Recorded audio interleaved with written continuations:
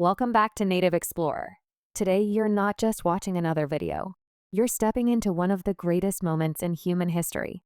The birth of flight. The moment when two ordinary brothers with no money, no university degree, and no support achieved what the world said was impossible. This isn't fiction. This isn't fantasy. This is the real story of the Wright brothers, the men who taught humanity how to fly. A story of impossible dreams. A story of building wings out of failure. A story of how two men changed the world not because they were lucky, but because they refused to give up. From their journey, you will learn how to dream bigger even when no one believes in you. You will see how greatness is forged through daily effort, persistence, and pain. And most importantly, as you listen to this powerful story, you will sharpen your English with clear, simple words made just for you. So grab your headphones, open your heart, and listen closely, because this story may not only change the way you see history, it might just change the way you see yourself. Let's begin. Part 1. Before the Wings. The childhood of dreamers. Who were the Wright brothers? Let's go back. Way back to the year 1867. That's when Wilbur Wright was born in a small town called Millville, Indiana, United States. 4 years later, in 1871, his younger brother, Orville Wright, was born in Dayton, Ohio. They were not rich. They were not famous.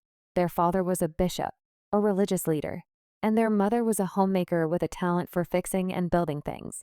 Their house was simple. Their life was ordinary. But inside their hearts lived an extraordinary curiosity. One day, when Wilbur was around 11 and Orville was about 7, their father came home from a trip. He brought them a small toy helicopter made of bamboo, cork, and rubber bands. It was based on a design by a famous French inventor.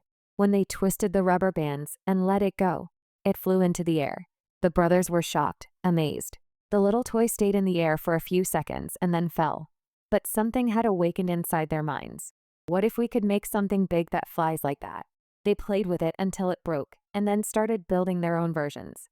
The dream of flight was born in their childhood, but it would take decades of pain, effort, and failure to make it real. They didn't go to college.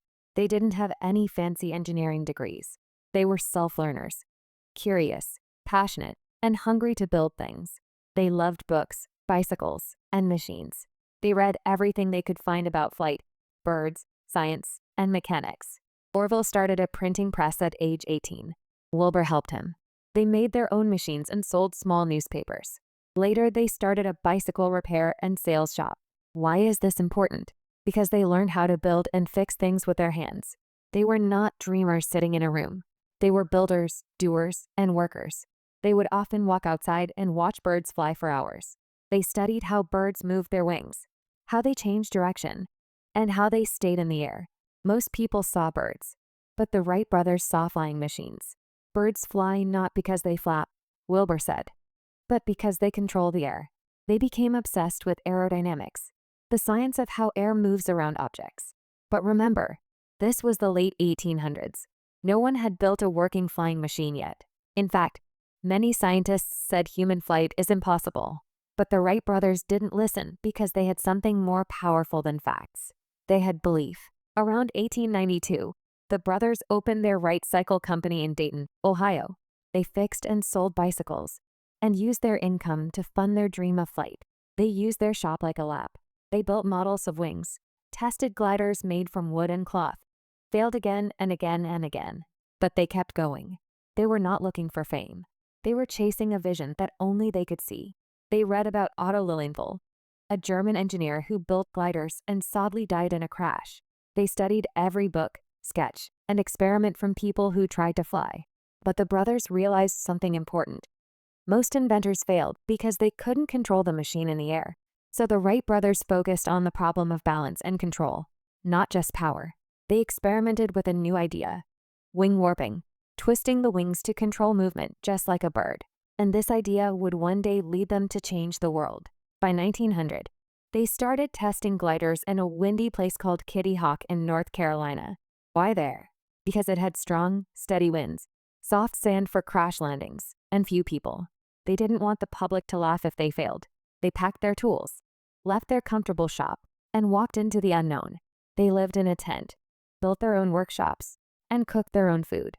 There were no cameras, no reporters, no awards.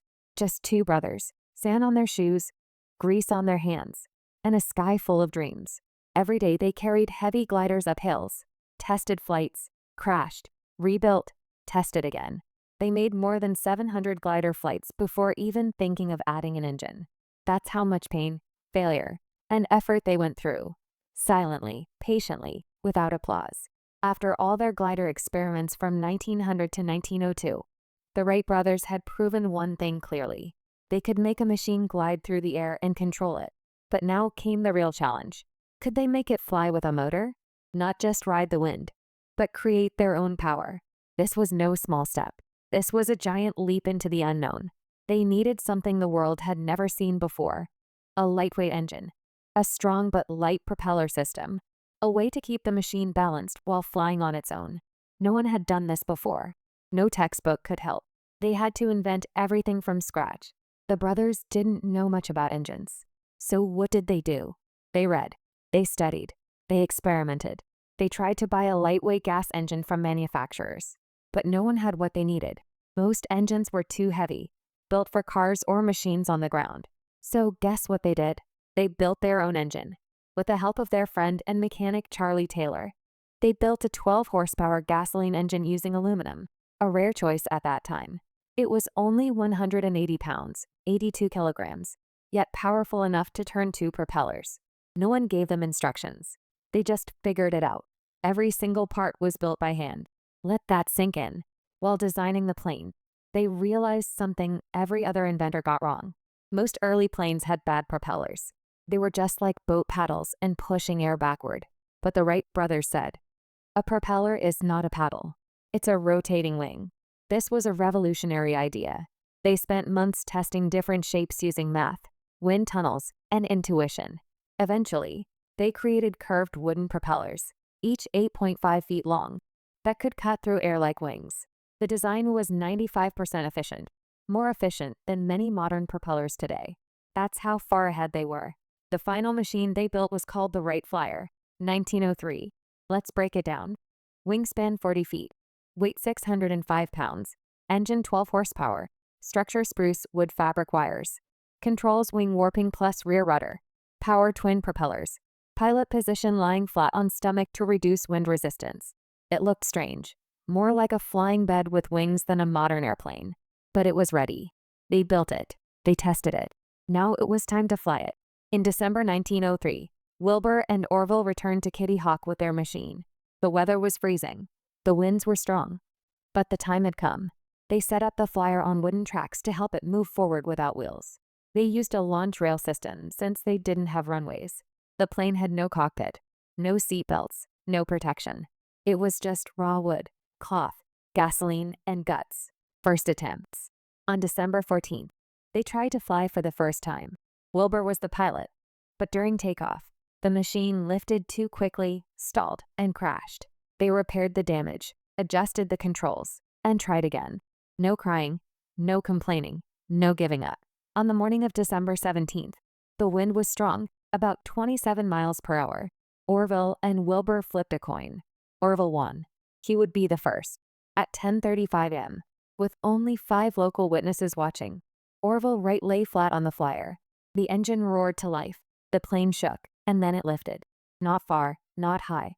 But it was the first time in human history a powered machine with a pilot lifted off the ground, stayed in the air, and landed safely. Flight time: 12 seconds. Distance: 120 feet. History made.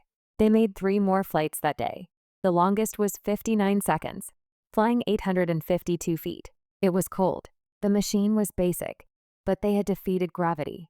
No celebration, no parade, just a photo and a letter to their father. One of the witnesses, John T. Daniels, took a photograph of that first flight. That photo, with Orville in the air and Wilbur running beside, would become one of the most famous images in history. 2 brothers, 1 dream, and the sky was no longer the limit. Part 2. The world doesn't believe you until you win. You would think the whole world would celebrate, right? The invention of the airplane, humanity's first flight. But no, the news of their flight was met with silence, doubt, and mockery. Many major newspapers, even the New York Times, either ignored the event or refused to publish it. Why? because the idea of human flight still sounded like a joke to many people. They said things like, if it was real, the government would be involved. We didn't see it, so it didn't happen. Two bicycle mechanics cannot fly before trained scientists. The Wright brothers were rejected, dismissed, and insulted. But they didn't get angry. They didn't scream. They just said one thing in their hearts. We will fly again and again until the whole world sees it with their own eyes. After the success of 1903, they returned home to Dayton, Ohio. But they didn't celebrate. They went right back to the workshop. They knew the first flight was just the beginning. The plane flew only 120 feet. That's good, but not enough to convince the world. So they decided to build a new airplane, one that could stay in the air longer, fly in circles, carry passengers, and fly in front of people to prove the truth. This new model would be called the Flyer 2 and then later Flyer 3. They improved the engine power, the wing shape, the steering system, the stability in the air. Their small shop became a laboratory of the future of flight. You might wonder, why didn't they show the world immediately? Because they were smart. They knew if they showed everything too early, others might copy their design and steal the invention. So from 1904 to 1905, they continued testing flights in private fields near Dayton, flying in secret. But even in these hidden places, they made giant progress.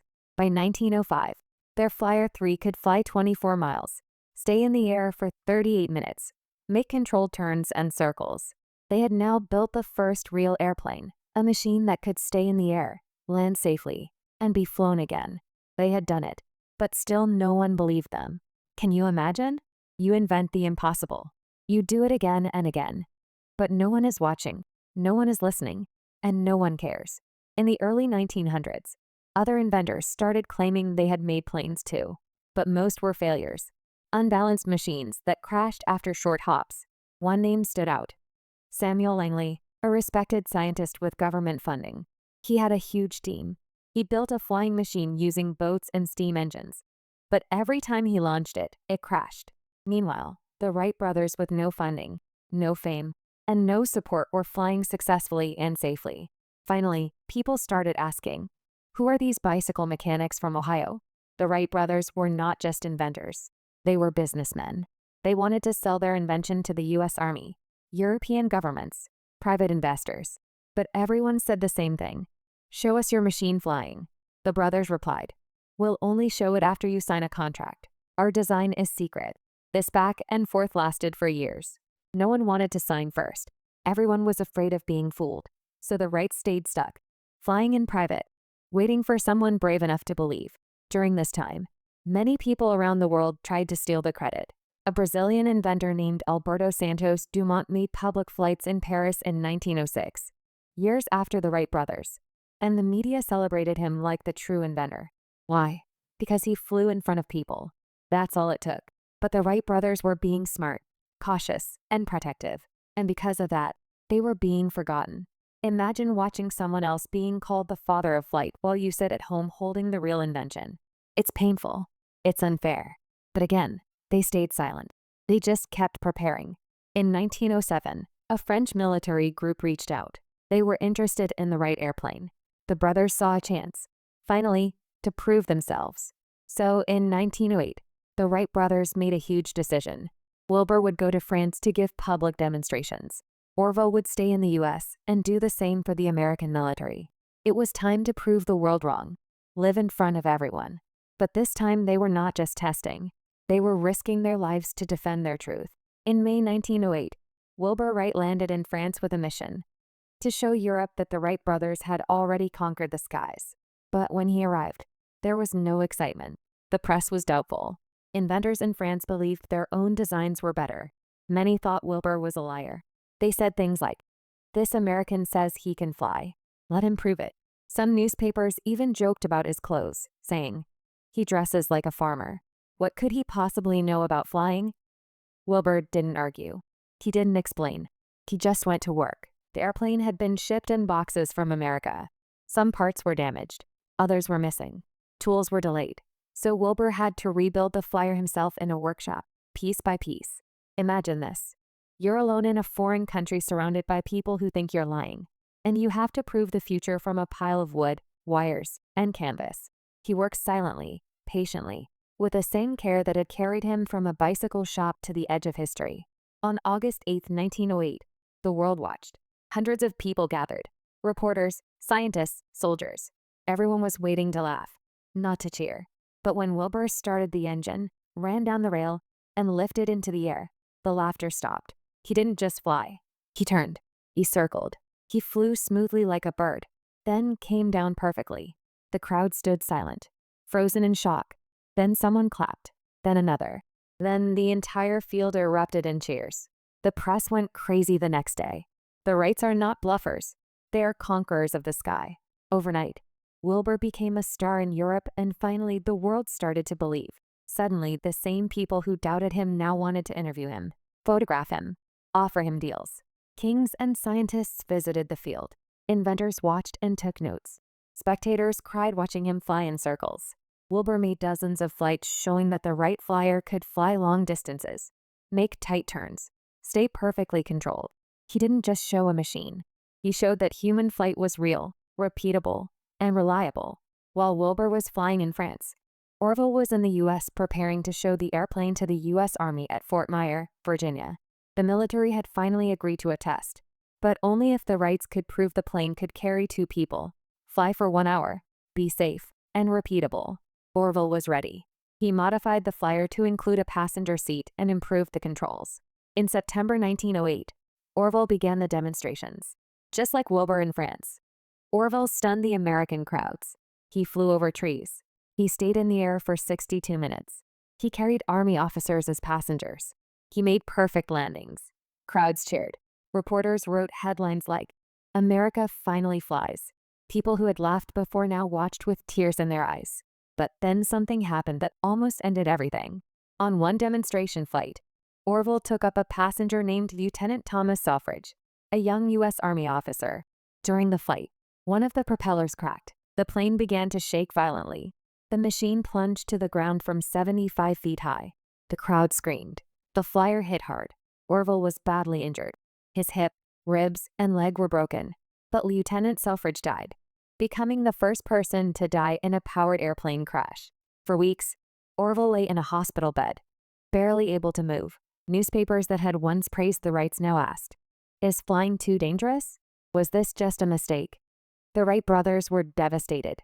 They had fought so hard to prove their invention, and now people were afraid of it. But Wilbur didn't stop. He continued flying in Europe with even more passengers, more crowds, and more respect. And soon the Wright brothers became the biggest name in aviation all over the world. By 1909, everything changed. The U.S. Army signed a contract to buy their airplane. France, Germany, Italy, and England all offered deals. They began training pilots, building new planes, and opening aviation schools. They were now inventors, entrepreneurs, teachers of flight, and finally recognized heroes. They started the Wright Company, hired workers, built airplanes, and helped train the first generation of pilots. In 1909, Orville and Wilbur were invited to Washington, D.C. Thousands of people came to celebrate them. Even the President of the United States attended. Parades were held. Medals were awarded. People called them the men who gave wings to the world. From being ignored and laughed at to being respected by kings, presidents, and armies. All this fame, all this pressure, all this non-stop work. It started to take a toll. Wilbur, always quiet and serious, began working day and night. He traveled constantly. He wrote contracts. He fought legal battles against fake inventors who tried to steal credit. He was not just a pilot now. He was a businessman, lawyer, and defender of their legacy. And in the middle of all this, something tragic was about to happen. Part 3. The Price of Flight, Fame, Burnout, and the Final Battle. By 1909, the Wright brothers were not just inventors. They were industry leaders. They started the Wright Company to build and sell airplanes. The company had factories. They hired pilots to demonstrate and promote. They began teaching aviation to others. And they became very wealthy. They were now living what most people would call success. But for Wilbur Wright, success didn't mean rest. Wilbur wasn't interested in becoming a rich businessman. He cared deeply about protecting their invention. Many inventors across Europe and America had started building airplanes using ideas the Wright brothers had created without credit. So Wilbur took it upon himself to fight back. He spent years in courtrooms writing documents, explaining patents, and battling copycats who tried to steal their ideas. He wasn't flying. He wasn't building. He was defending. He was now trapped in the world of lawyers, judges, and endless paperwork, and it was slowly killing his spirit. The Wright brothers had received a patent in 1906 for their wing warping control system, the most important part of airplane control. But now other companies, including Glenn Curtiss, a major rival, were building planes with similar systems, claiming they were different. The Wright brothers said, "That's theft." But the courts moved slowly. The patent war between the Wrights and Curtiss became one of the most bitter legal battles in aviation history. It lasted years, cost millions, and slowed down innovation because no one wanted to build planes during the lawsuit. Wilbur believed he was protecting truth. Others said he was blocking progress. Either way, the stress consumed him. From 1909 to 1912, Wilbur worked nonstop, defending patents, traveling between Europe and America, running the Wright Company, meeting kings, military leaders, and politicians, and never taking rest. He was still the quiet, serious thinker from Dayton, but now, with the weight of the entire aviation world on his shoulders. And then suddenly came the moment no one expected. In early 1912, after a trip to Boston, Wilbur fell ill. At first, it seemed like a regular cold or exhaustion, but it quickly worsened. He was diagnosed with typhoid fever, a deadly bacterial infection spread through contaminated food or water.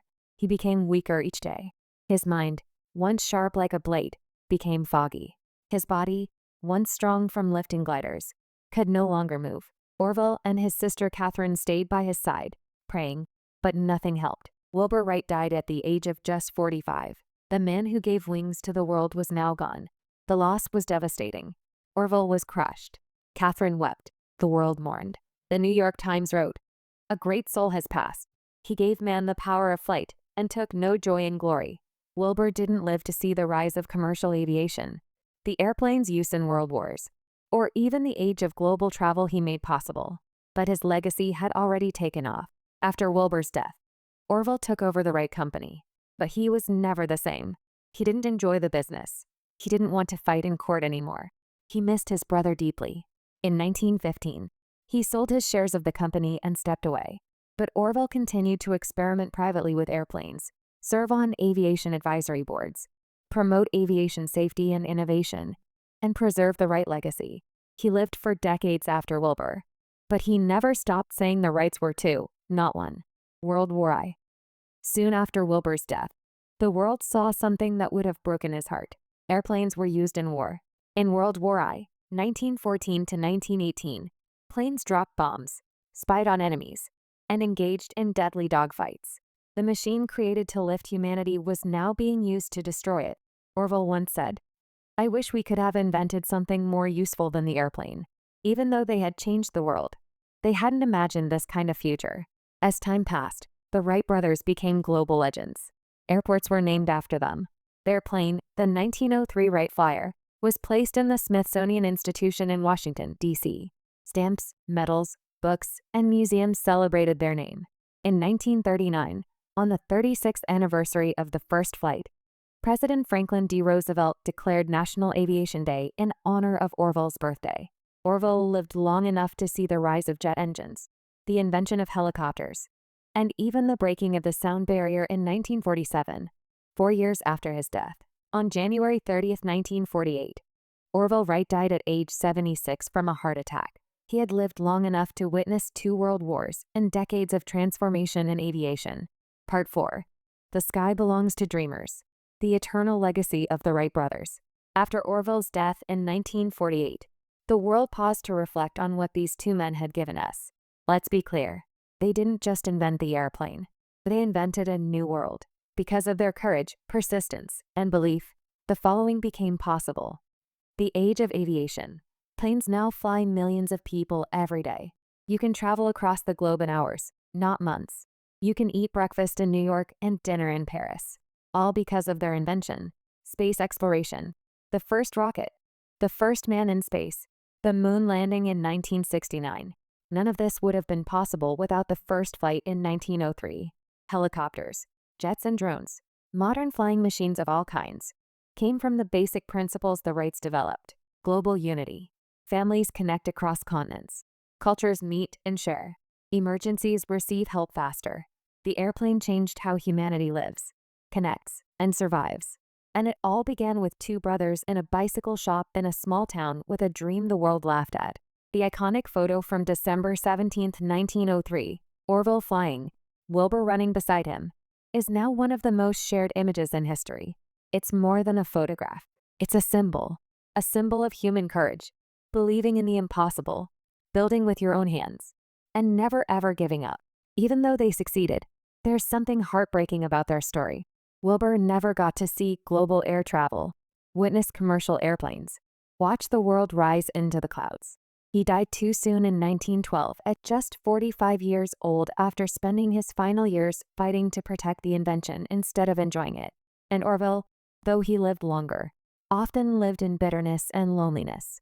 He watched people forget Wilbur, watched companies use their designs without thanks, and sometimes questioned if it was all worth it. They never had families. They never got married. They never retired to relax. They gave everything, their youth, health, and peace to give us flight. This is why their story is not just inspiring. It's also tragic. They made the world fly, but they carried the weight of the sky alone. Let's pause here. Let's breathe. And let's remember what this story truly teaches us. Because you are not just watching a biography. You're learning about what it means to dream. 1. You don't need permission to start. The Wright brothers didn't wait for funding, degrees, or approval. They just started with whatever they had. Start with your small workshop. Start with your hands. Start with your heart. 2. Failure is a part of the blueprint. They failed hundreds of times, crashed again and again. But each crash taught them something new. Don't fear failure. Fear not learning from it. 3. Stay silent. Let your work speak. They were rejected, mocked, and ignored. But they never shouted. They just kept working. Real power is quiet. 4. Believe when no one else does. Even their own country laughed at them. But they kept believing. If your belief is strong enough, you don't need anyone else to believe first. 5. Protect what you build, but don't let it destroy you. Wilbur spent his final years fighting to defend their invention. It consumed him. Protect your vision, but don't lose your peace in the process. Every time a plane takes off, a child dreams of becoming a pilot. A traveler crosses oceans in hours. A rocket touches the edge of space. A part of the Wright brothers' dream is still alive. Their names live on. Wright-Patterson Air Force Base in Ohio, Wright State University, Dayton International Airport. National Aviation Day on Orville's birthday, August 19. Even NASA honors their legacy naming equipment, spacecraft, and test centers after them. The entire world owes them a debt we can never fully repay. If Wilbur and Orville could speak to you today, they wouldn't ask for applause. They wouldn't want statues. They would simply say, if you have a dream, build it. Even if the world doesn't believe you. Even if they call you foolish. Even if they never thank you. Because one day they'll fly because of you. This was the true story of the Wright brothers. Not a story of two scientists, but a story of two sons. Two dreamers. Two builders who changed the sky and gave flight to every future generation. If this story touched your heart, if it gave you hope, or if it reminded you that no dream is too big, then don't let it end here. Like, share, and subscribe to Native Explorer. Because here, we don't just tell stories. We tell the stories that give you wings. And remember, while you were learning about history today, you were also improving your English, picking up new words, clear expressions, and real storytelling. That's the magic of Native Explorer. You grow your mind and your language at the same time. Thank you for staying with us until the end. Thank you for honoring the courage of the Wright brothers with your attention. Now it's your turn. Don't just admire their flight. Start building your own. The sky has always belonged to the dreamers. Go out and fly toward your dream.